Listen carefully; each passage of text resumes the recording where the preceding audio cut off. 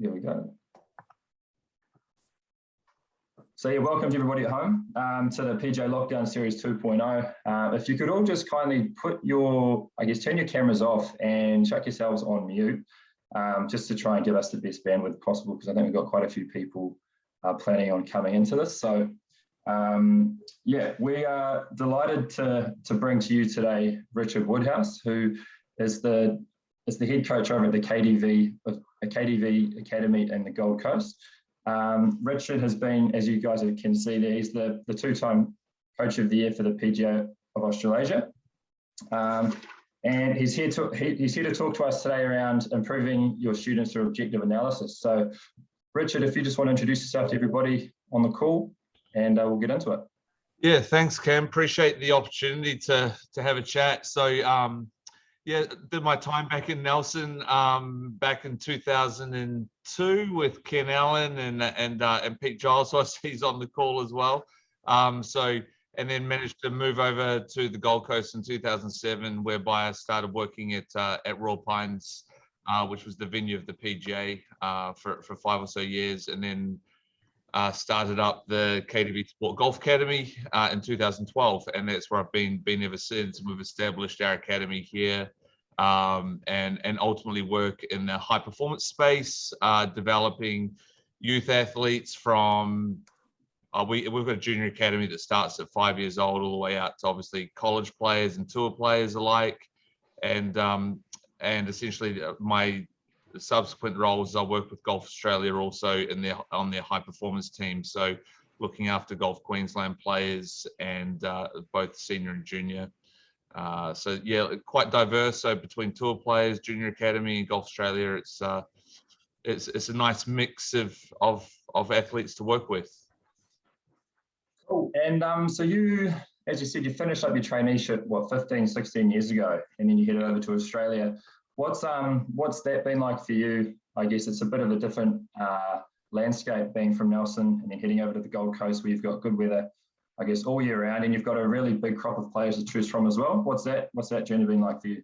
Yeah, the transition was exciting. I mean, it was basically at a point of my coaching whereby I was obviously restricted with what you could with where I wanted to head in Nelson or New Zealand, and moving over here was just an opportunity to expand on that. My passion was in coaching, and moving into a larger demographic of players was a big challenge, and ultimately just throwing myself in the deep end and having my mindset is I just love learning and involving myself around really good coaches and looking at different learning opportunities, whether that be in golf or outside of golf. So I went on and studied biomechanics and human movement, and then also subsequently just doing a lot of research on motor learning and basically communication. So my outside of my coaching, I have a passion for just learning and surrounding myself with other great professionals as well, in all different areas to try to keep getting better, basically. That's really cool, mate. So if you want to, I guess, take us through some of the slides that you've got here, and we can get into the chat. And as we said, if anybody's got any questions that come up as we go through all this, please just put it into the chat box, and we'll make sure that we answer them. Yeah, that sounds cool. So yeah, I mean, the biggest thing with this webinar is I'd love to make it more of a conversation versus just a talk, guys. So ultimately, at the academy here, one of the biggest things we tried to do is we tried to move away from, I guess, that traditional model of coaching. So it's where we don't really have players coming in just for the hour and doing a lesson and rinsing and repeating on that front. So we basically look at player development and personal or human development as well. So looking at, I guess, the topic today of improving our students through objective analysis stems off the back of, I've spent a lot of time with Craig Dixon and obviously Guy as well over at the Institute of Golf as well, and ultimately what they do a really good job of, and what I'm involved with them is using circles data to actually understand what the player does, both on the golf course and in their practice time as well. So one of my biggest, I guess, issues that you face with good players is that often when you have communication with the player, their feedback's very subjective. So my example of that would be the player finishes a tournament or they finish a round of golf, and depending on their emotions that they actually finish the round with, that will dictate their subjective view on how they felt like they performed. So for example, if they have a weak back nine or a rough finish to the round, then that can often skew their feedback to the coach. So if we have more of an objective way of looking at what they did, we can somewhat all get on the same page. So ultimately, when I'm looking at objective data, you can look at that both from a technical point of view and a player development, or from a performance point of view. So from a technical development point of view, we've got the likes of TrackMan data for what's going on with ball flight and club collision information. Then you've got 3D data, whether it be through, we use KVS 3D and 6D over here, and Science of Motion with their pressure and Putt Lab, etc., and Hack Motion and all the rest of it.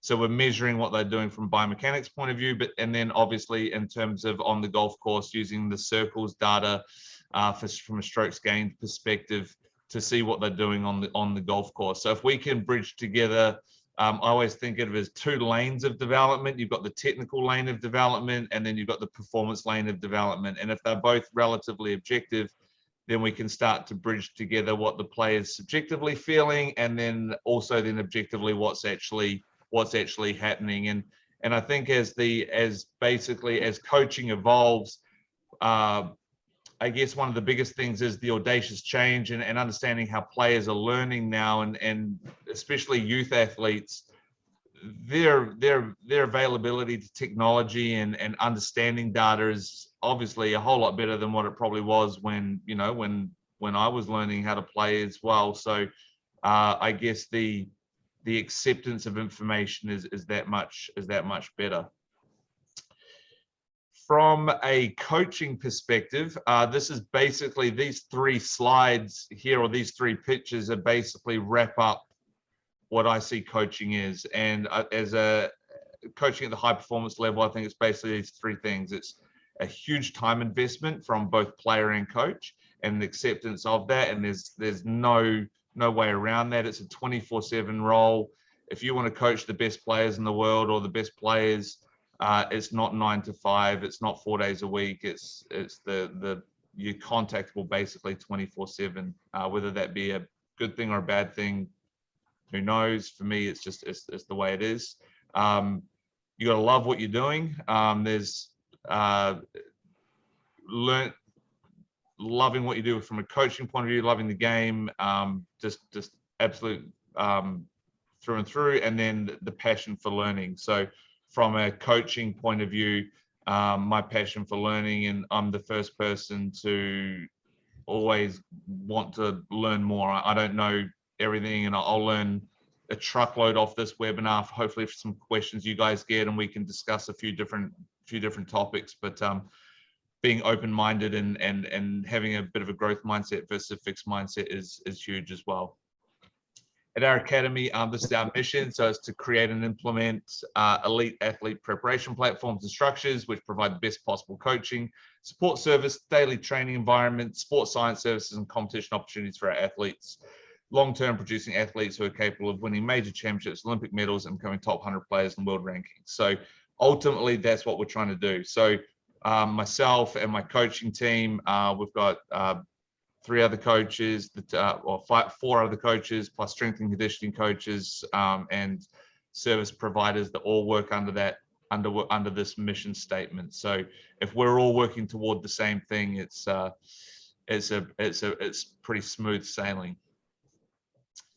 So moving into, I guess, where the attention needs to be is understanding that golf is evolving. The players are evolving. The players are getting more accustomed to understanding their stroke data, as mentioned, their 3D data. It's common knowledge now, or for the most part, of understanding the language behind how, I guess, biomechanical improvement, but also the strokes gain data. So that's it's not really frowned upon to talk to players along those lines, and obviously building the communication streams pretty effectively. data won't necessarily change our principles of how we coach. So us as coaches, we're all going to have our own personality traits, our own ways of communicating information. Basically, it just allows us to be more accurate with the information we're giving, allows us to measure where we are with the players' progress, and ultimately it gives you better insight on a regular basis as to how the improvement patterns are happening. So the benefits are always to the players and the coaches, and it's basically aligning the players' development on the same direction as what the coaches' development is on. So tomorrow's game, very quickly, just to quickly snap through this, essentially, as mentioned, we're adapting as coaches, the players are adapting. There's self-optimization. So self-optimization ultimately meaning, I always actually have an analogy when I'm working with a player. If I'm working with them one-on-one, it's somewhat, when they're in the session, there's always two coaches and one student, is the way I like to put it. So the player has a role of being a coach and a student. And what I mean by that is when they finish up with me or when they're working with me, I want that player to be able to walk away and have the ability to self-learn and self-diagnose. So one of my non-negotiables with players is getting them to understand themselves through and through. So when they leave the coaching session, whether that be a squad session or a one-on-one session, it's not so much just say and do. I want the player to learn. I want the player to own the information, the learning loop to be very transparent in the sense where I want the players to understand their ball flight laws. I want them to understand their cause and effect. So if they are doing range work or they're doing performance work on the short game area, they understand what's going on. So spending the time getting the player to understand themselves, getting the feedback loop somewhat optimized. So just quickly, Richard, what would be some of the ways that you might do that, I guess, to implement some of that where they can be self-led and effectively coach themselves, like you say? Because I imagine some of that would have to be down to some subjectivity from their behalf in terms of reflecting and journaling and stuff like that. 100%, absolutely. So ultimately, the first thing I want the players to understand some fundamental ball flight laws to start with. You know, what creates start line, what creates curvature, what creates spin. So they actually understand when they look at a ball flight, they can actually self-diagnose and somewhat, I guess, reverse engineer into what they're working on. Now, every player is different, but if they understand what's creating the best version of them, then they can start to self-optimize that. And then designing specific exercise or drills or feedback loops around that. So from my point of view, there's two ways of doing that. The first way would be they have the ability to send me feedback through Coach Now, whether that be, I always get them to do self-reflection post-round or post-practice of good, better, and how. So what was good from the practice session, what could have been better, how could have they done it better? If they're not sure, they get to ask the question, I get to give feedback. Then also through the Circles platform, they do their drills or their practice logging based off their strokes gained information through their improvement opportunities.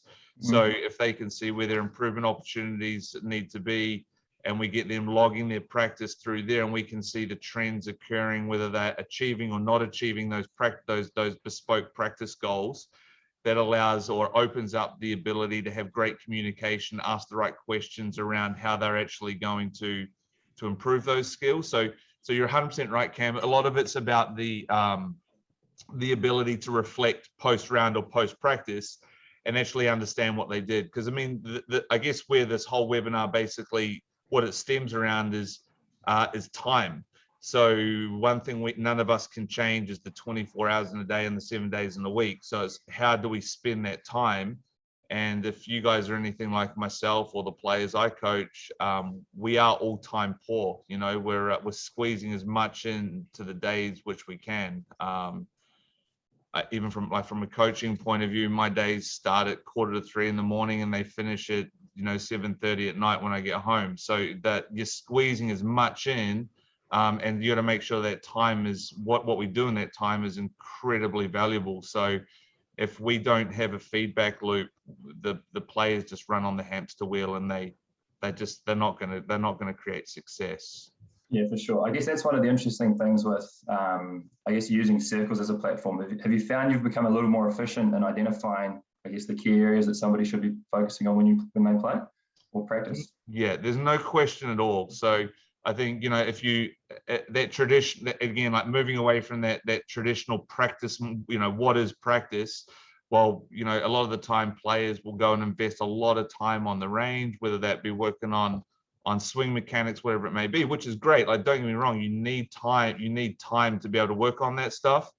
But that transition from working on their technical skill development into performance is definitely an area whereby I feel like players, for the most part, don't invest enough time and don't often see the value in it in training. And I always sometimes run a bit of a loop, or I call it a bridge, whereby basically if the player's got X amount of time available for their training, let's just hypothetically say it's an hour, I get them looking at going 20 minutes could be on technical skill development on whatever we're wanting them to work on, and they'll have their protocols that they're working through, whether that be, it could be anything. Then they would have their transition or the bridge into what I would describe more as variable training or variation-based training, which would be whereby they're moving out of technical practice into incorporating more routine-based work. A target is starting to get involved. They're starting to run full process, reflect on every shot, no two shots the same. And then the third of the practice is then competitive practice, which is whereby they'll go over to their practice log on Circle, select a drill and do a competitive drill and record the outcome. So I always find when the player can move between those three phases of technical work, variation work, and competitive work, they're then going to be set up from a psychological point of view to step onto the first tee and go and play. A lot of the time players will practice whereby they invest a truckload of time into their technical development, probably a little bit into their variation work, but not necessarily challenge their competitive aspect. And a lot of the time when they're put onto the golf course, the psychology of it behind problem solving, resilience, emotional control, all of those elements probably haven't been trained enough away from the golf course. So bringing those facets in training is whereby we start seeing some pretty cool development with the players. Yeah, cool. I guess that's one topic of conversation that I find particularly interesting is the emphasis on technique versus skill.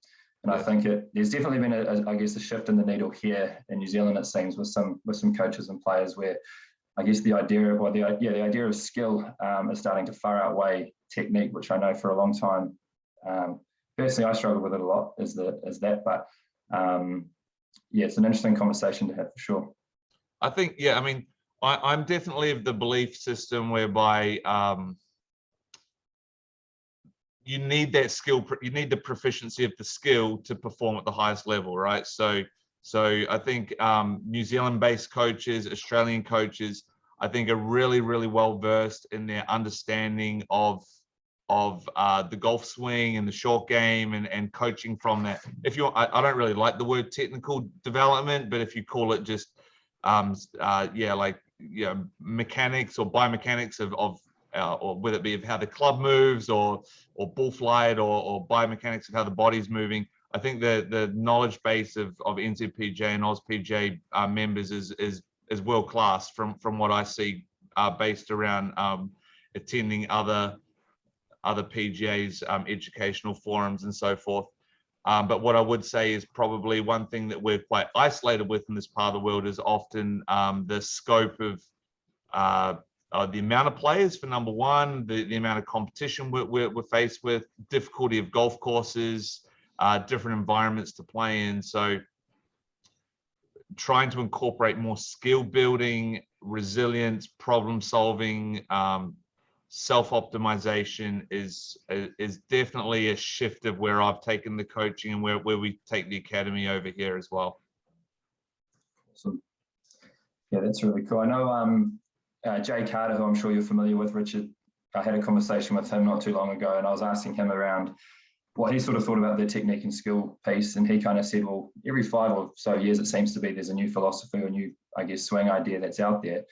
So it's like, if what I'm learning now is going to be obsolete in 5 years, then what's the point? You might as well, I guess, try and spend most of your time working on that skill development. So that's real cool, mate. We'll move on to the next piece.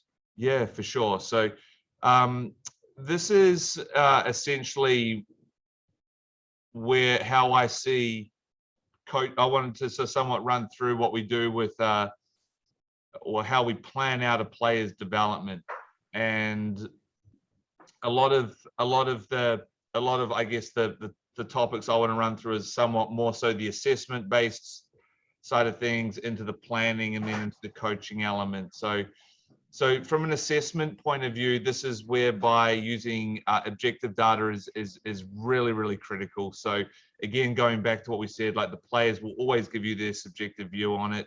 I could bring up some reports from coach now, but like, so after every round of golf, I get the player to always do I just call it their good, better, and how. So what was good, what could have been better, how could they do it?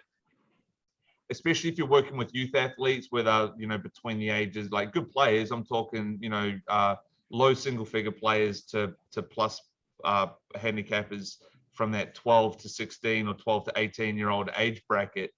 They'll put like, what was good? Putting. What could have been better? Driving. How can I do it? Hit more fairways. So it's like, okay, well, good, but that's not really telling us too much. So ultimately then the assessment needs to be a little more detailed. So when you're going into your stroke data in the sense of looking at looking at a circles platform, if I bring up, just to give you, sorry, gone onto the wrong slide, bear with me. Just going to bring up some stroke data here.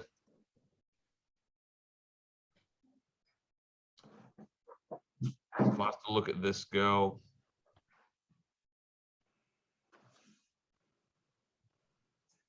So if we take a look at this player here for as an example, so you can see the circles platform on the monitor at the moment, Cam? Yeah, that's good, mate. Yeah, it's up there. Yep. So essentially this girl here was she's a really good young player. She's only, I think, 13 years old. Has aspirations of playing college golf and turning pro, etc. But she's the perfect example of really not knowing what she does, and especially and even more importantly, not the parents not really knowing what she's doing either. So they're always like, what's she got to do? What's she got to do with her time? How does she practice, etc. So if we have the ability to look at her strokes gained and we can see where she is relative to female scratch, and we can see that her strengths are in her short game, her opportunities to improve in her driving, understanding that she still just doesn't hit it far enough, so that's going to impact on her driving. But we can see here her putting's really, I guess not to the level where it needs to be for her to perform at where she wants. And then having the ability to dive deeper into those stats and actually being able to look at going, hey, what does she do in these particular ranges, and asking the correct questions around why are those areas not where they need to be, whether that be through green reading, whether that be through pace control, whether it be through emotional control on the golf course. Asking the correct questions is always really good. So when it comes to the ability to to screen the player and create what I would describe as an evaluation snapshot, if I can have an objective evaluation snapshot of the player, I then get what I call that running my diagnostics. So I get to see what they're doing on the golf course. I then transition that into maybe looking at some biomechanics and some club data, and then ultimately then it starts putting together this nice picture of, hey, what's this person doing from a skill development point of view and an on-course development point of view, and then that lends us into then our planning phase. How much time would you typically spend in this phase? Because obviously, if you've got players coming to you who they might already have their tour card, could be middle of the season, and having to perform at a high level versus someone who's coming to you with, I guess, essentially no status and trying to work towards that. Like, does that look different, or is that the same? Honestly, mate, doesn't really look that different. I think it all just boils down to the question of, does the player want to get better? And I would say there is definitely pushback from players doing statistics. Like I think as coaches, we're all faced with that. The compliance from the players actually putting some stroke data in is probably our biggest barrier.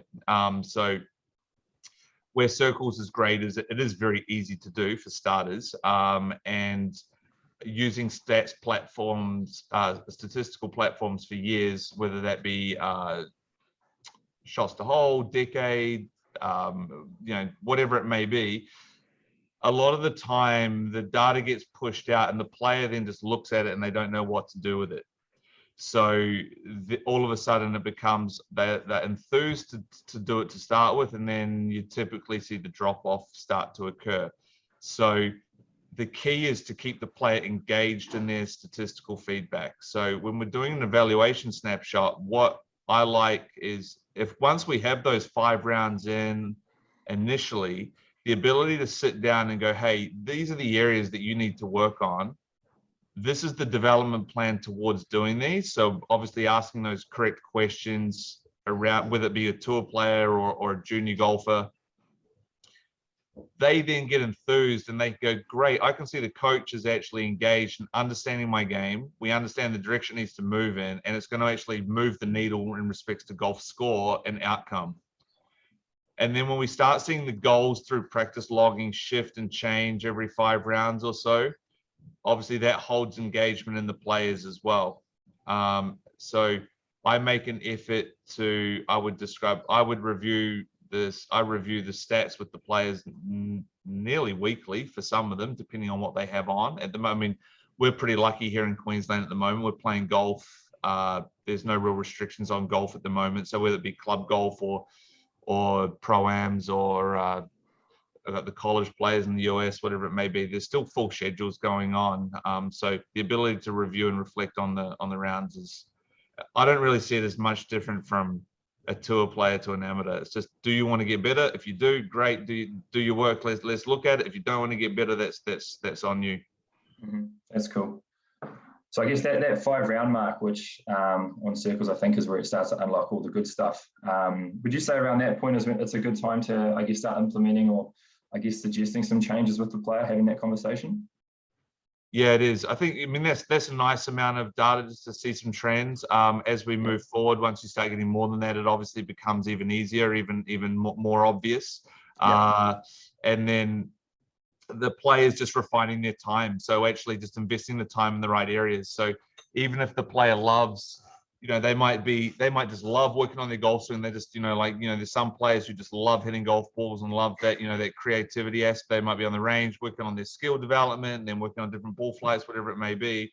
But then if they see, for example, their improvement opportunities whereby they get to see, oh, my 7 to 21 foot range is actually not where it really needs. It's not bad, but it's not really where it needs to be.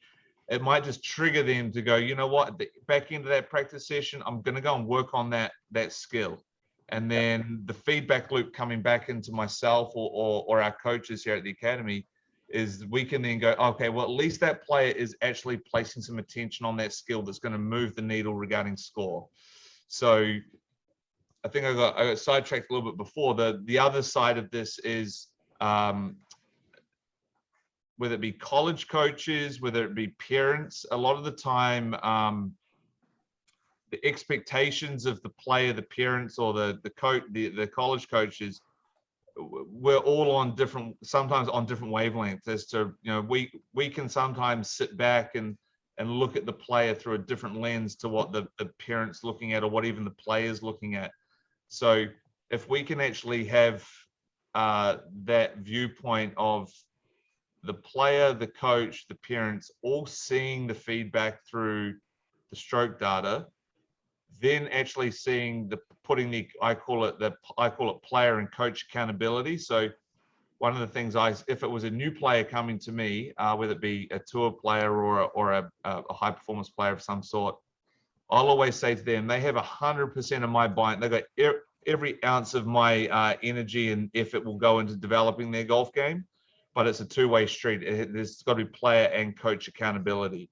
So if the player's not entering their stroke data, if they're not entering their practice rounds, it's really hard for the coach or the parents to actually be on the same wavelength as the player from an expectation point of view.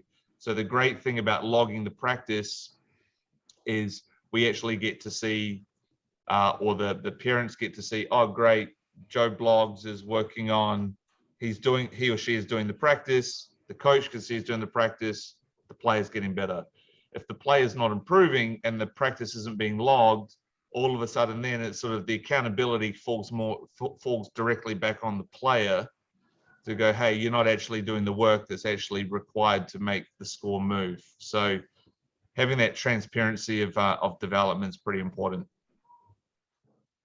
Absolutely. Should we, do you want to go through some of the practice log stuff, or do you want to jump back into the slides, Richard? Yeah, we can jump through some practice logs. So basically, I'm fairly sure, I'm presuming most of the NZPJ members are fairly familiar with the practice logging through circles. For the most part, what I love about the platform is ultimately the autonomy with it. So as discussed with Craig and his team, ultimately the player being able to jump into the practice log. For example, this is Kira's, the young girl I was looking at. If we go down to her 7 to 11 foot range and look at it, we get to then see the performance skill she gets to go and work on. So if she goes in and does that skill and works on that and logs it, it then has the ability for me to then go back and actually see what she's been doing. Now, so if we were to go back into some of her practice logging here, say, pull this one up, I get to see what she did, what her goal was, what she did, how she achieved it. So if I get to see that she's achieving those bespoke goals of hers, like we're all going to be on the same track. Now, the interesting thing is obviously practice is never exactly the same as performance on the golf course, and I think we're all aware of that. But that would also then look at the aspect of if the player is performing really well in a practice environment and they're not performing well in a performance environment on the golf course, again, the questioning starts happening around what's different on the golf course, whether that be and a lot of the time that can be a lot around the psychological side of golf and dealing with the moment or the emotions on the golf course. So if I was to shoot back over to the slides over here. I guess, yeah, if you're going to bring up the next slides, but that kind of segues into one of the questions we had from Simon Thomas, which is how do you incorporate the psychosocial element into the daily training? The psychosocial, sorry, you cut out there, bud. Yeah, sorry, it says, how do you incorporate the psychosocial element into the daily training? So the social, I mean, in terms of balancing all the sociology behind how they're balancing their time with other commitments, is that what we're meaning there? Not entirely sure. It just says, how do you incorporate the psychosocial element into the daily training, which I'm assuming it may have something to do with the environment or the restraints or pressure that you might put yourself under. Absolutely. So so a lot of the time, I love the term restraint and constraint. So when we build that in, we run, to give you a little bit of a background on how we do it at the academy here is, ultimately I work with players one-on-one. So when I'm working with the player one-on-one, I would describe that as that's my opportunity to, if I was to look at this 4-prong approach, it's whereby a lot of the teaching is taking place, whether that be conceptualization, working on the player's concepts of wants versus needs, working on their technical skill development, motor skill development.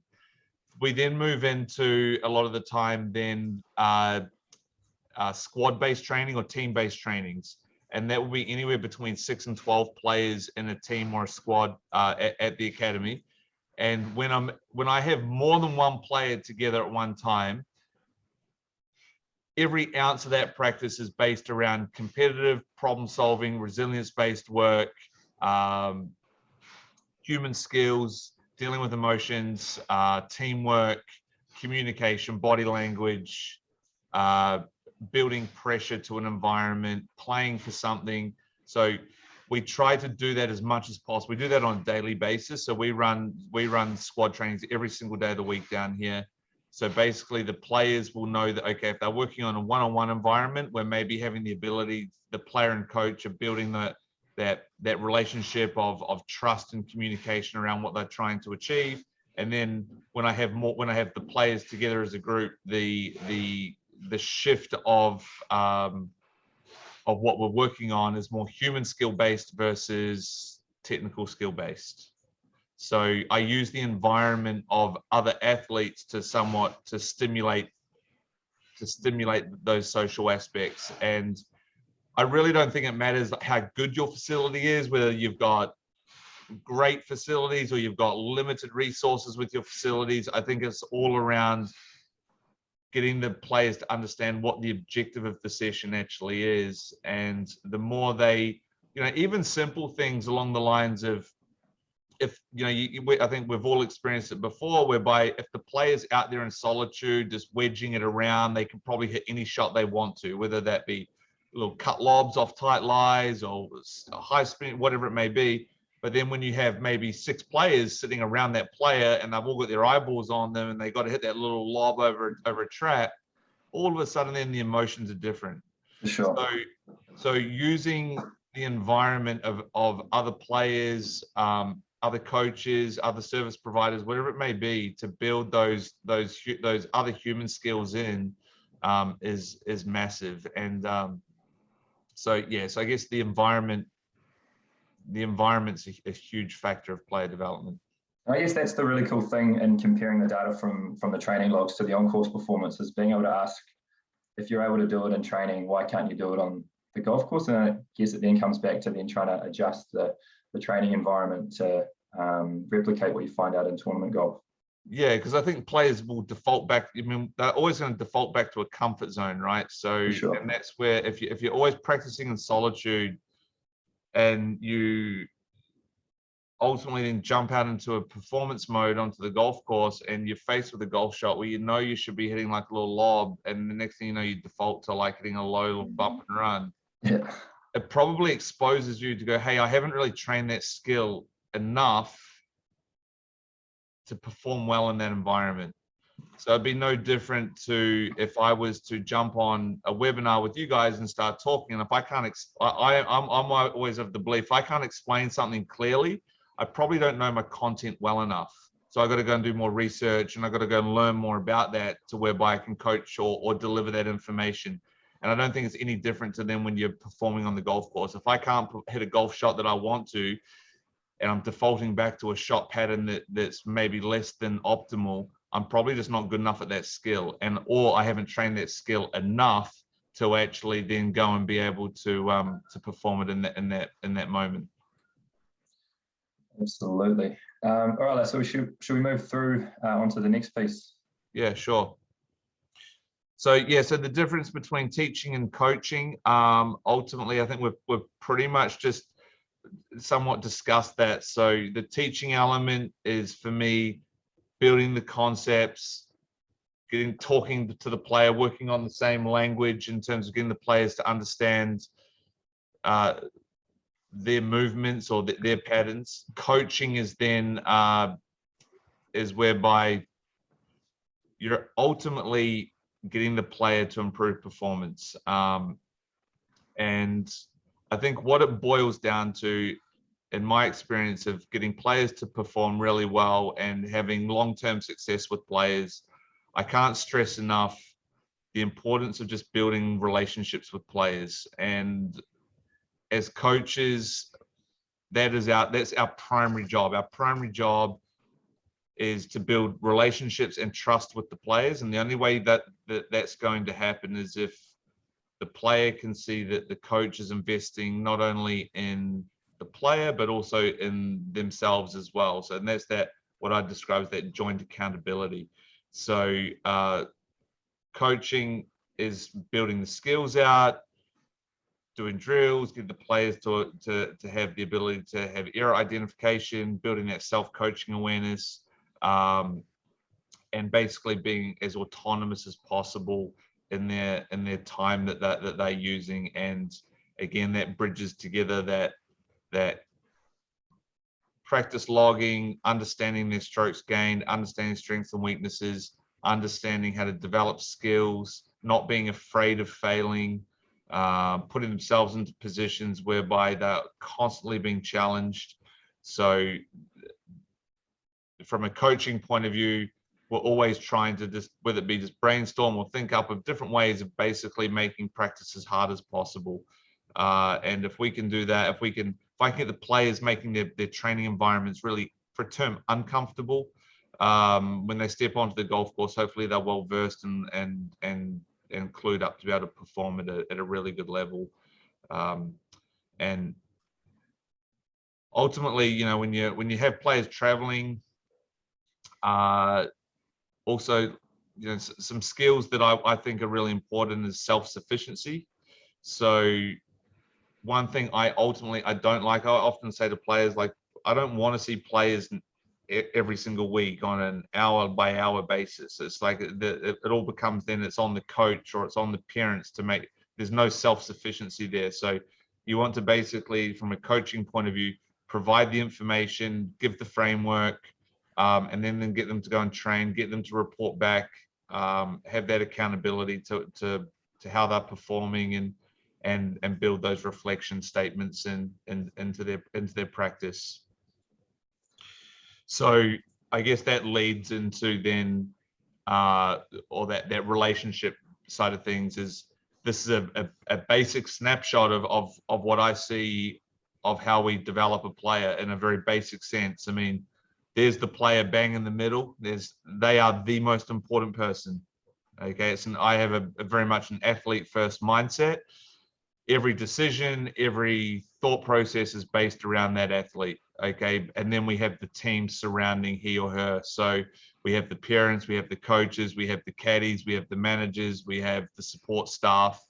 Everybody has to be on that same page. And if there's one member that's not on that same page, the whole system can break down pretty quickly. So that's whereby, if we form those communication loops and that team framework around the player, and have them all understanding what the person's doing, the player's doing, you'll see success. There has to be a clear pathway toward that. Absolutely. So I think we've pretty much gone through this. So so ultimately, where's the players start from? What are they aiming for? Okay, and then how do we bridge those gaps? And that probably takes me to where the circles data is the most powerful, to be honest, is actually understanding those massive gaps of where they are relative to their benchmark. So if you were to look at that strokes gained data again. Yeah, I think this is where it starts to become pretty relevant to the players, I guess, depending on the goal that they've set for themselves, right? And then being able to say, this is where I am, that's where I'm trying to get to. And then I guess having those actionable tasks within the training log to then go and implement in your training, I think that's really, really useful. 100%, absolutely. So if they know, because a lot of the time that, you know, identifying where those biggest gaps are in performance is one of the hardest things to do as a coach or an athlete, right? So a lot of the time they can be disguised or hidden behind other areas of the game. So if the players, if putting's a strength and they're you know, I think I had a player in the other day and he was talking about his talking about his distance putting and saying he was having a couple too many 3-putts per tournament, but it was really dispersion from the hole, from his 125 to 150 yard approach shots was just too far away. And his expectation on how close he actually needed to hit it was well beyond expectation. And basically what we did is we shifted the expectation almost wider to go, okay, you only got to hit the shot within 25 feet, for example. That gave him almost the mental freedom to be able to then go and execute that golf shot. He had started hitting the shots closer. 3 putts, obviously started 3-putt percentage started to reduce. And that was all just understanding his strokes gain data and understanding his gap analysis.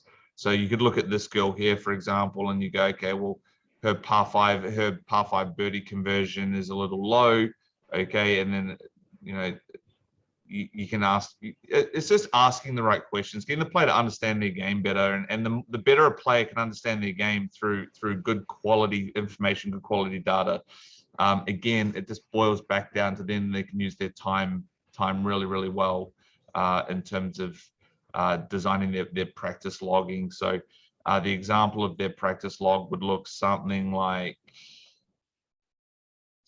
this outside of the, so this would be like a really kind of was breaking down before. This would be used outside of the circles program, right? As it's outside but within. So basically, just to give you an idea, the competitive aspect, okay, would be, for example, selecting an aspect out of the circles data, the practice log. So it's just a breakdown of their time. So getting the player to understand they can work through different aspects of their game, different time breakdowns of their game. This is just for an amateur golfer. This is for a remote student down in Sydney that I just did for a few weeks back. And then also then looking at his, a basic way of looking at his goal setting. Essentially, I layer goals down, and so if you want to talk about a new player coming in, I'd get goals looked at in 3 phases. I get them outcome goals, which is you versus others. So his would be, this is a club golfer down in Sydney. He wanted to win 5 competition rounds at Moore Park, okay, for example. Or it could be a tour player wanting to get their Asian Tour card or Corn Ferry card, for example. So it's you versus others. The next phase down, I go into then what I call performance goals, which is you versus you. And that's where I jump into that's where I'll be doing getting the evaluation snapshot from. So that's where I'll be using the circles data to go, okay, I need a start point. So when a performance goal is you versus you, I need to go, okay, well, what's your proximity to hole from, say, for example, 100 to 125 yards? Okay, well, at the moment, it's 35 feet. Okay, so in this time period that's allocated relative to this goal, I need to be able to move you from 35 feet to 28 feet. Okay, so it's a you versus you goal. And we do those from, I call it, technical skill development, physical skill development, mental, tactical, and life. Okay, so looking at all facets of the play. So life would be more so your human skills and your social skills. The next level down is then the process, which is the how, which is then my job to guide the player on in that direction. And some of this would be, I guess, this is down the avenue of more subjective input based on the stuff that you've learned objectively. Is that right? 100%, absolutely. So what we do is go objectively, where are you right now? Where do you need to get to in order to achieve your goal? Subjectively, then we can then go, okay, this is how we're going to actually go about it. So this is what has, so we might go, okay, your proximity to hole is whatever. Okay, is that because your skill proficiency, and is it a golf swing issue whereby we're not creating repeatable contact to create an outcome, for example, and that could be a swing issue, or it could be shot selection on the golf course. It could be equipment based. It could be psychological, where you bring in other, where I bring in professionals or service providers to help on that front. It could be what's going on off the golf course, where you're not organized going into your round, you're not using your practice time wisely to improve that skill, whatever it may be. So the how, the process is the how. How are we going to go about improving that? But then also the how needs to be measurable as well. So every goal needs to be able to be measured and assessed over the time period that we've put aside. Awesome, that's real cool. We'll move on to the next piece, Richard? Yep, so we can go, sorry, I'll just change screens over, buddy. Yep, that's all good. And as I said to everybody that's listening, if you have any questions that you'd like answered, or a discussion point for the group, please just send it through and yep, that's my ugly mug for everybody wondering. little bit embarrassing, but we can move on. We can hit the next slide there.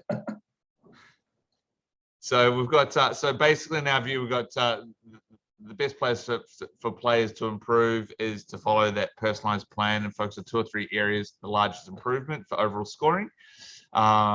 So basically that there is then going through those improvement opportunities that we've already discussed on. So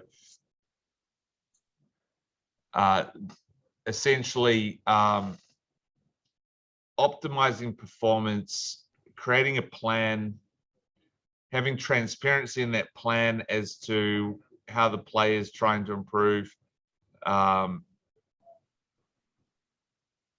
yeah, just building that communication loop in. I mean, that's ultimately what I think we all need to be able to be aware of, is that how are we measuring the player's performance, how are we measuring the player's improvement, and that's where, you know, this is where I just come back to working on their practice objectives and making their practice measurable. And the great thing about the practice logging is if we're making the practice a little harder than what it needs to be, and using the environments that you have, whether it be at North Harbour, whether it be down in Christchurch, depending on the golf courses you're faced with, we can work through, as long as you're making the practice pretty challenging, pretty difficult, but also they're measurable, you're going to get pretty good outcome with these players. The goals become achievable, and then ultimately then no different to like working through a gym session. We don't want to just create adaptation happens pretty quickly. So it'd be like saying if I was training in the gym and I squat 100 kilos and just continue to squat 100 kilos and I do that all the time, I just adapt and I stop improving. So practice goals need to shift and improve as well. So that's where every 5 rounds or so we shift those goals, we make them a little harder, we keep them moving forward. So the exciting thing is then from that point of view, whether the player, as I alluded to earlier, whether it be a player domestically here at the academy is doing this, or I'm doing remote coaching with players at college or on the tour or interstate here in Australia. I've got a couple players in New Zealand I'm coaching as well. Then we can always model out these practice protocols and get them doing it remotely. So the ability to communicate and challenge the players is always there. Yeah, and I guess that's the cool thing with circles. I know we're focusing on this, I guess, stats platform in particular, but that's where I guess there's some pretty clever technology, I guess, built in behind it, where it does structure your training sessions to be 10% harder, I think, on its own through the AI that's integrated into the technology. It does exactly. And then what it would, yeah, and then obviously those bespoke goals get remodeled at every 5 rounds as well. Yeah. And then the exciting aspect with circles is the ability to benchmark out against whether that be male or female scratch, whether it be then getting pro ready. So a lot of the players that I work with, they're in that 16 to 19-year-old age bracket where they're aspiring, they want to be top 10 players. They want to be top 10 players in the world, right? So absolutely. So being able to set those goals of what circles calls as pro ready is pretty exciting, where they're taking that correlation modeling off the PGA Tour and working it backwards and bringing in the difficulty differences between the courses we play here versus the courses on the tour, and giving them that snapshot. It was actually interesting. If I bring up, I'll bring a player up actually and show you this. We were looking at it just the other day with him. Yep. Sorry, I've got about 18 screens open. That's all good. So move that. This player is in the Golf Australia squad. This player is 19, looking at turning pro. So we had him relative to male scratch, and he gives himself a pretty good rap. Like he's obviously performing pretty damn well. Like he's a good player. He's shooting good numbers, etc. But then the ability to then go, okay, well, if we change your goal from male scratch to male pro ready.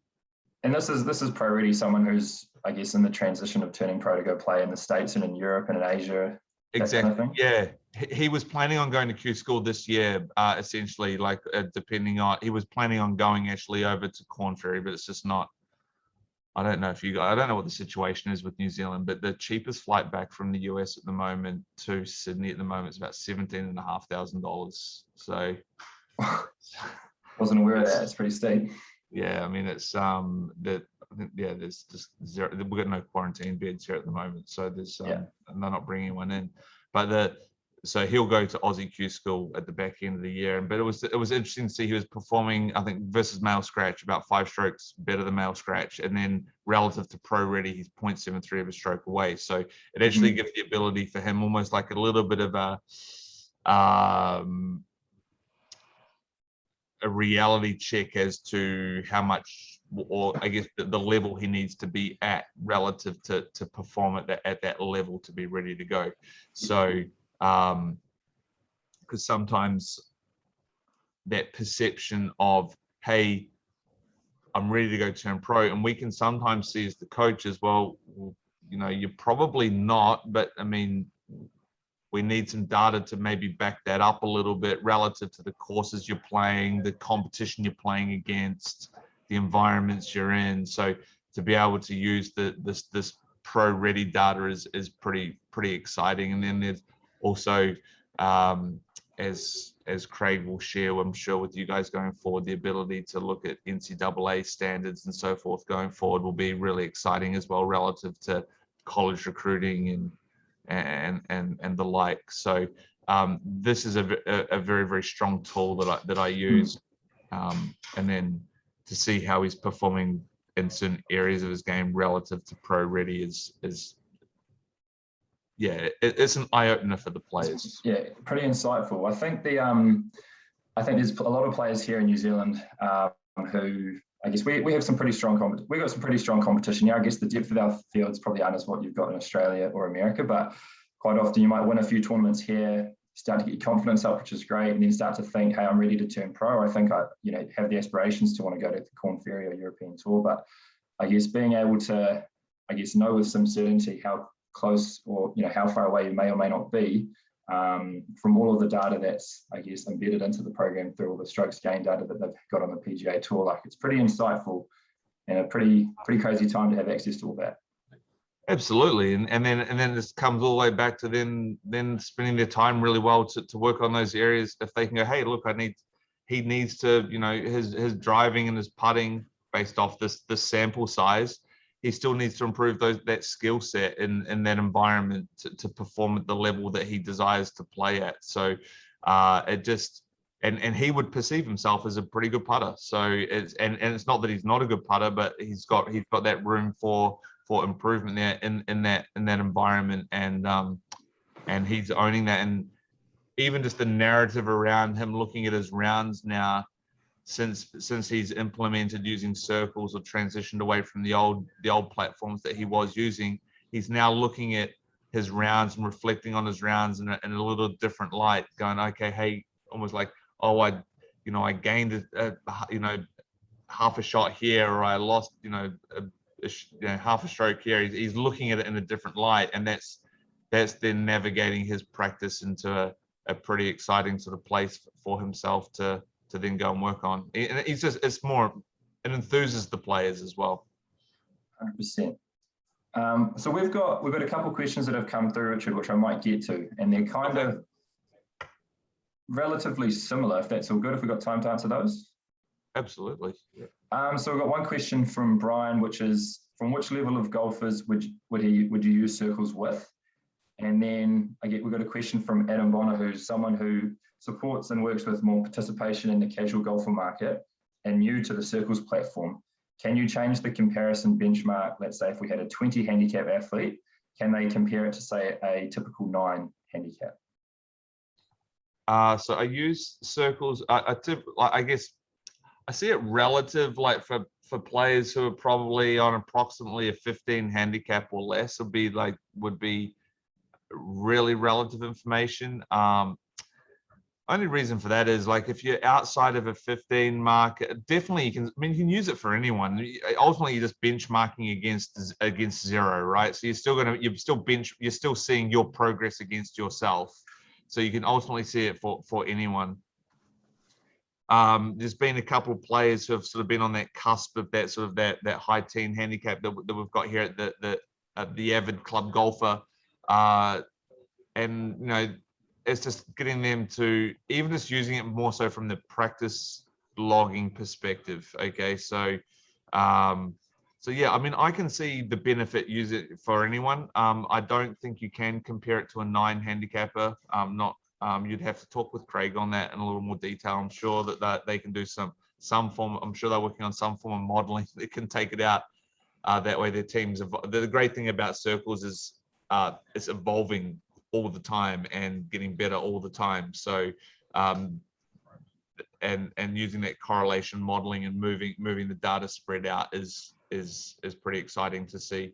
But ultimately, you're just still comparing you versus you, and there's always a benchmark there to look at. So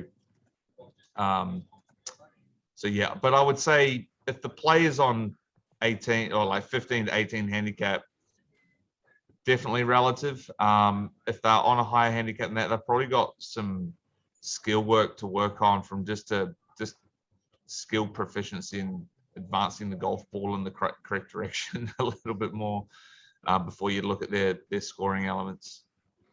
Cool. So I guess on a personal note, I guess some of the questions I've got personally would be from, I guess, your perspective, and how you kind of, I guess, view coaching and, I guess, playing the game competitively across Australia and New Zealand. Like, what would be some of the things that we should be, or where should we be spending our time and attention, do you think, to try and get more players out on the world stage and competing over there? Well, getting them on the world stage, I think I just still see it as like the biggest shift I've seen, or that I've tried to implement over here, is the way players are training and the way they're being accountable to themselves. So I would say the biggest difference between when I moved over to the Gold Coast and was coaching, it was very much work with the player one-on-one, work on their golf swing, work on their short game, talk about their psychology on the golf course for sure. But the biggest shift that I've had since implementing the academy here in 2012 is doing a lot more squad training, a lot more team training, working a lot more on the human skills. As a coach, working on much more of the work of understanding how people learn, how people perform, understanding what affects performance outside of just the swing mechanics and swing technique. Building the rapport with the entire team and getting everybody accountable for the player's improvement, setting up good structures, putting players in uncomfortable situations, sending them off to tournaments, exposing them to what other players are doing, and just taking the blinkers off, essentially. So I think, and that's the whole thing about New Zealand and Australia, we are a little isolated in respects to what the global golf community is doing. So the more we can, I just want the players out there playing as much as possible. I think there's two things that don't happen. I know over here in Australia, it doesn't happen anywhere near to what happened even when I was, a junior golfer. Was number one, they all practice at driving ranges now where they just slot golf balls and don't have to go pick them up. So there's no accountability for hitting golf shots to this sort of space and having to go shag them yourself. Okay, yeah. So there's they're using range balls versus they're not using for Pro V1s. They've got no idea how far they hit the golf shot. Everything is given to them. There's no real, sometimes for a lot of players, there's no real appreciation for what they get from coaching and facilities. So trying to get the players a little more humble and getting them working a little more for what they're doing, and that's where I think that building those teams and those squads is really, really powerful, and building that environment of teamwork and problem solving and resilience, and exposing them to a few hard truths of what actually performance is pretty important. Almost like trying to create a bit of a talent hotbed for the players to encourage and motivate each other. And I guess, is that something that you'd see, I guess, dripping down into the recreational club golfer? Is that something that you've found as being, I guess, conducive to those players as well in terms of their learning style as well, or is it slightly different for them? Yeah, I'd say it's pretty similar. I'd say it's fairly similar, and you know, as a coach, your expectations are a little different from depending on the level of player, but the way you coach them, the way you try to develop them, somewhat fairly similar. I'd also say players typically at the moment that they're just not playing as much golf as what they should be either, right? There's a lot of time spent practicing, and often the practice isn't really valuable because it's not, whether it be it's not logged or it's not performance based, and they're spending less time on the golf course. So they might invest, 20 hours a week in training, and then turn up and try and compete. And that the environment's just so different between all the driving ranges over here are such good quality. They're not faced with that adversity of how to hit shots off poor lies and score and scramble and deal with problem solving. So getting the players on the golf course is a priority as well. Sure. I think, we obviously here in New Zealand, we're pretty struck by COVID, especially the coaches that are based in Auckland. And I know that we've got quite a few on here who for the last 3-4 weeks wouldn't have been able to do any teaching. And it doesn't look like under level 3 in Auckland, we're going to be doing any of that either. I guess, what are your thoughts on, coaching in the online space and the use of technology in that regard? Because I think you're across Skillist. Is that an app that you use? I do, yeah. I use Skillist and I use Coach Now. Will be the two platforms I use for my online coaching. And is that working with players all across the world, or players that you're currently working with, or like locally in the Gold Coast? Yep. So basically, domestic players. So every single student I coach has a Coach Now account. Every single session we have, feedback goes on there. And then internationally or globally, I use the Skillist platform for the most part. And then also some of them, if it's more of a long-term student, from even there's a couple of guys over in the US who just use Coach Now as well. So they just for a term do like a monthly subscription model. And yeah, man, it's great. It works really well. And again, it's no different to a player working together one-on-one or like in person. It's just building the relationship with the person, building the trust with the person, having the ability to still have a bit of that objective measuring, whether I get them using circles, I get them sending TrackMan data. If they get access to 3D, we'll get that as well. I work with Gravity Fit also, so doing their educational platforms through online also is another aspect of it. But it's so scalable. If you wanted to do online coaching full time, it would be, as long as your reach, if you invest enough time in building for a term your social reach, I guess it would be, is definitely feasible. There's a huge market out there for it. Cool. And I guess touching on that again, what would be some of the things that you look out for someone who is interested in actually going down that route? Because obviously, if you're just looking at, let's say, a golf swing on video where they might be hitting into a net and not really getting any feedback in regards to ball flight, number one, or even some of that launch monitored data, I guess what would be some of the learnings that you've had in that space? Yeah. So for the most part, people who reach out online are just trying to, the bulk majority want to improve golf swing. They're not, sometimes aren't even overly phased about golf score. They're golf swing addicts, if that makes sense. They're just golf nuts. So a lot of the requests I get will be, dare I say it, they're very stylistic, which I don't like, right? So I'm more of a mindset of I like to coach efficiency versus style. And what I mean by that is there's no real fundamentals in the golf swing. No one grips it the same. No one moves it the same. Players probably do two things similar. They get the club face square to their start line at impact, and they move in really great dynamic balance. That'd be probably my two fundamentals of the golf swing. Everything else is not a fundamental. Everything else just needs to match up with one another. So a lot of your online stuff is based around getting them understanding how they get that golf ball starting on their correct start line and minimizing their curvature to hit their golf shots. And that's doing that online is a little bit of a challenge, but it's that's where a lot of the requests will come in as a one-off session, and then you got to just take your time with them and slowly build it out, and again build the understanding of how they're going to create that outcome. Cool. I guess is there anything else that you wanted to share with the group today, Richard, or should we can open the floor up for some questions if anybody has some burning questions they want to get answered? Or yeah, I'm happy to answer any questions at all. I've pretty much wrapped up I guess the stuff I had prepared for you guys in respects to looking at circles and how we coach here at the academy with individual versus group coaching. But yeah, more than happy to answer any questions at all.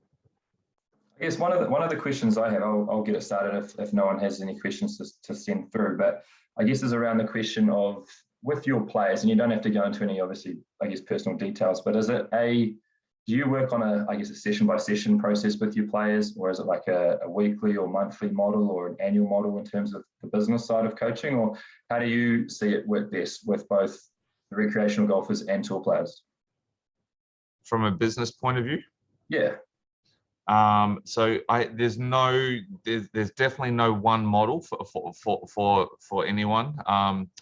As I alluded to earlier, I really don't like seeing players every single week, in the sense of, number one, I don't have time. I don't have time to limit myself to that. Number two, I think that takes away that self accountability to the player as well, so that they become very much reliant on the coach to do the work for them. I guess they've got to learn how to travel and play overseas without you there by your side, right? Yeah. So what I will do, the squads we run, they are weekly, and sometimes more than once a week. So for the squad sessions are typically, to give you a bit of a framework, so what's today, Wednesday? This afternoon, I'll have what I call a senior high performance squad. They'll do 2 hours of performance-based training, which is all, so I'll set up short game, resilience-based drill. So the drills are either one of two. They're either resilience-based, which is more of like a completion drill. So I'll set them up tough to whereby, like, okay, so if you, for a term, fail, it's start again, keep going, whatever it may be. Or they'll be scoring based. So it'll be get out on we've got a 9-hole par 3 course here and short game facility. So it'll be basically, normally the squad sessions are based within a lot of the time 125 yards in scoring or resilience based work, typically playing for a little bit of money or putting something on the line. There'll be 2 hours of that with me, and then they'll go up with our strength and conditioning coach to do their gym program on site. We've got a gym here as well. They'll go and do that for an hour afterwards, and then they'll do a recovery session in our recovery center here as well. So it's nice to have that all in one place. But so they'll spend the best part of 3.5 hours between 4 and 7:30 doing that at least twice a week. And then those players who are in those squads will then often, some will see me. I've got a couple who see me weekly, but the rest are typically fortnightly or every 3 weeks as a one-on-one session. But then they're obviously always they're always doing their circles feedback. They're always doing their reporting through. So it's, for me, a compliance thing on coach now. They have to do their good, better, and how after every round. They got to, if they've got questions, they get access to putting video on there and so forth. And I sort of somewhat always say to the players, like, they can always send video, they can always ask questions. I never want a gray area. I want them to have complete clarity on what they're trying to achieve. So from a business model point of view, the squad staff is paid up front on a term-by-term basis. We do 10-week terms over here, then 2 weeks off for the school holiday. We just, even irrespective of whether the player is a school-age student or not, we'd still just run our programs on a 10-week cycle. A lot of the time, because in those school holidays there are tournaments on, and the players are away traveling and playing tournaments. And then the online stuff's different again, and the players, the pros are different again. Sure. We've had a couple questions come through.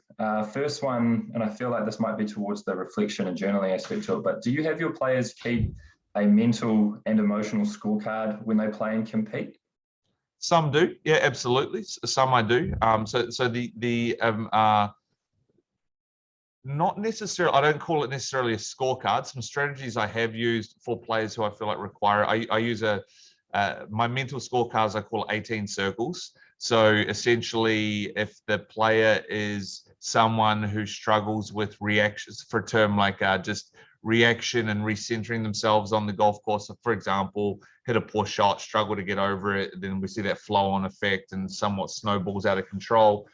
I use for a term, a game called 18 circles. So if the player completes what I would describe as their 3 phases of their routine, so call it a think box, a play box, and a reaction box.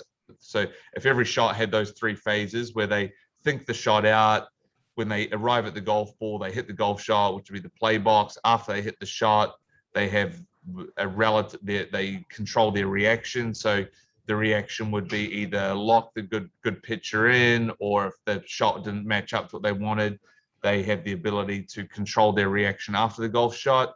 If they do a good job of that on every golf shot on that particular hole, they get to circle the hole.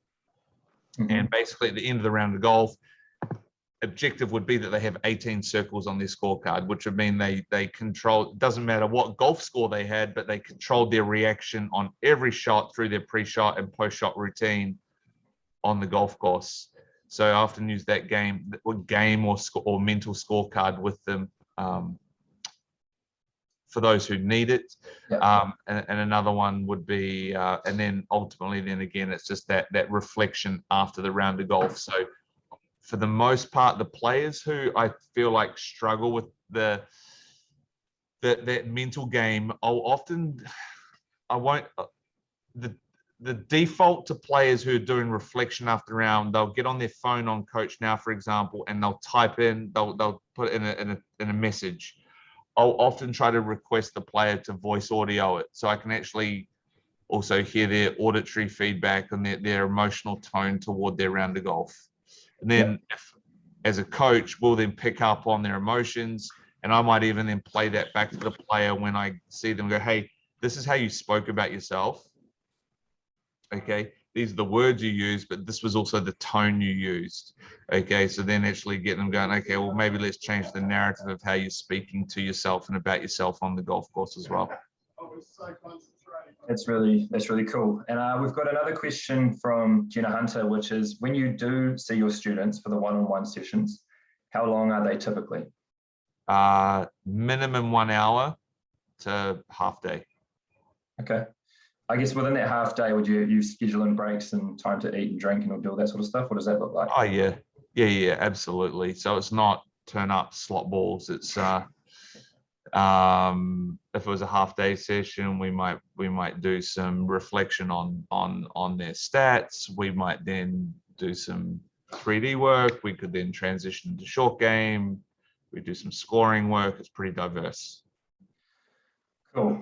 We've got another question from Adam Bonner here, and this is a question for you, but also to the members. If they are listening, they can punch it into the chat box what their answer is. But the question is, could you recommend a great behavioural benchmark template that highlights the essential ingredients that influences one's... Sorry? Can you recommend a great behavioural benchmark template that highlights the essential ingredients that influence one's success? for example, that you would get your athlete to self-assess and build from? Yeah, I do. Let me see if I can find it. I do have one here. Cool. Give me 1 minute. I'll try to find it. Cool, no worries at all.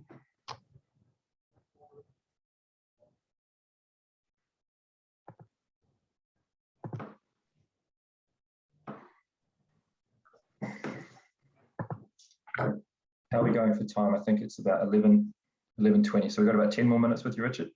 Yeah, that's great. Cool. So let me just try and share this. This is just, I just made this up on my own. So basically what this is, I can change, sorry, can you see this Excel document? Yep. Yep. So this is just a performance profiling sheet, and this is so subjective. This is completely subjective from the player and the coach, right?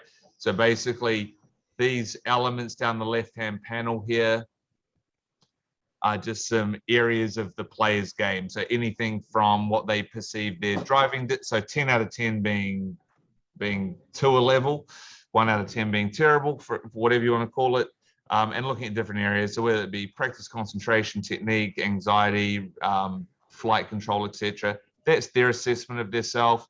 And then what I can do is I can then punch in my assessment of theirs, and that'll fill that in as well. So basically what I'll do is I'll get them to, if I know the player well enough, they'll put their assessment of themselves in, I'll put my assessment of where I feel like they're at, and then that then allows myself and the player to see if we're both on the same wavelength as to where they are. Now, if that player thinks they're an unbelievable greenside bunker player, and then I look at their objective analysis on their stats, and I can see that they're not real good, that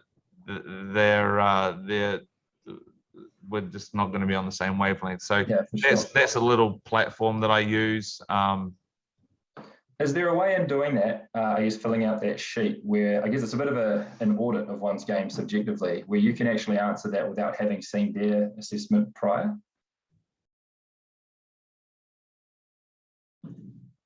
I think so at the moment, if you were to go through it, you can see how they've self-assessed their game.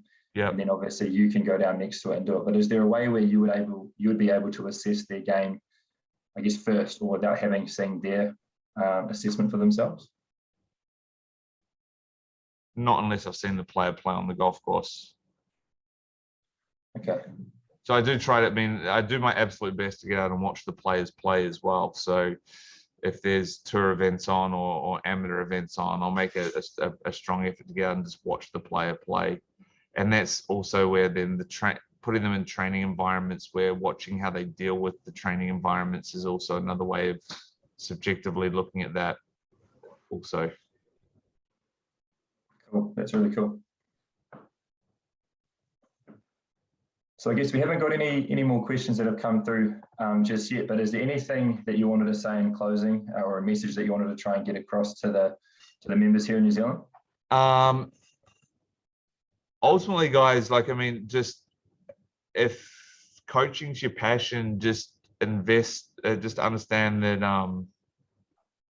you just got to keep investing in yourself and keep, these opportunities to discuss with one another, discuss with other coaches, just take them with open arms and just go in with a growth mindset and trying to learn as much as possible, and surround yourself with like-minded people, and get information out of other sports. So I make a big effort to, through the Queensland Academy of Sport over here, I make a big effort to just have discussions with the tennis coaches, athletics coaches, the football coaches, understand what they do, what they're doing at that high performance level. And the more you can share information, the more you can learn from other sports and other service providers, the absolute better.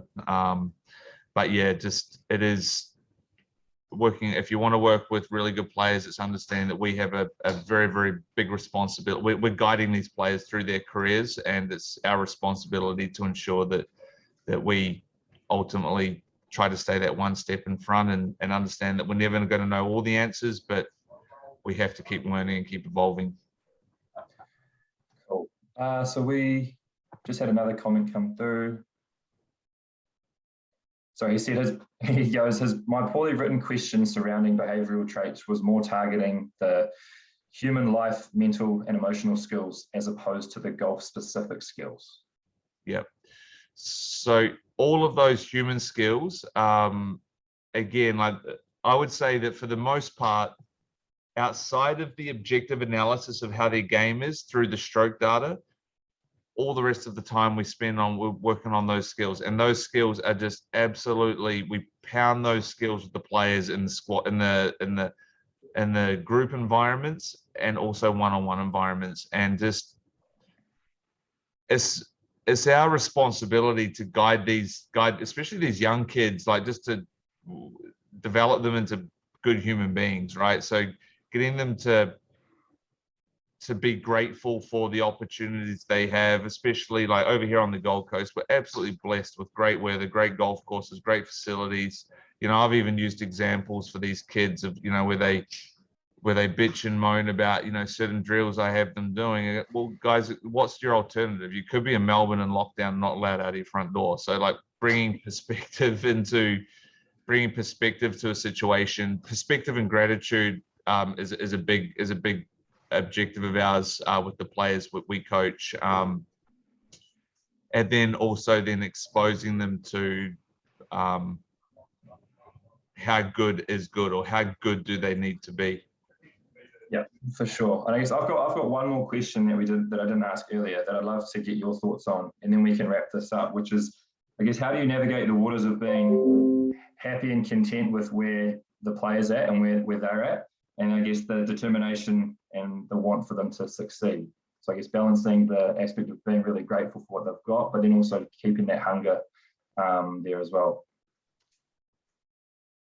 Yeah, I mean, self-reflection a lot of the time. So getting them to reflect on where they are versus where they want to be. So constantly journaling and reflecting. Mm-hmm. For a lot of the young players, we get them doing vision boards. So vision boards for them, for like those, again, you know, good players, like they're between 4 handicap and scratch, give or take, okay, but they might be aged between 11 and 14, 15, getting them just to print out photos of what they want long term, and then getting them to tick them off the list or get them striving towards that. But yeah, a lot of it is the reflection and journaling is a big part of it. And keeping them hungry is just, if you're looking at goals, you got to keep challenging the players. I think development stalls out and goes stale when the goals don't shift. So again, if you go back to your practice logging, if those goals are consistently getting harder, and also when they come for a coaching session, understanding that they're not just coming in with this, oh, the coach is going to tell me what to do. I want the players to come in with a bit of I get them coming in and almost running the session, ask questions, ask about how to get better. So I challenge them to know more about their game, and challenge them to actually somewhat stimulate the conversation of how to get better as well. So, and that's all about just creating environments which actually which gets them asking the right questions. Awesome. Well, I guess, I mean, that's all from me. I've got a whole heap of other questions that I'd love to ask you, but we'll have to probably do that at some other point. So I guess on behalf of the PGA of New Zealand, I guess we can wrap it up there. We just want to thank you for giving us your time this morning. I'm sure everybody here got heaps from it. I know I certainly did. So yeah, thanks heaps. My pleasure, Cam. Thanks so much, guys. And if any of you want to continue any conversation, feel free to get in touch.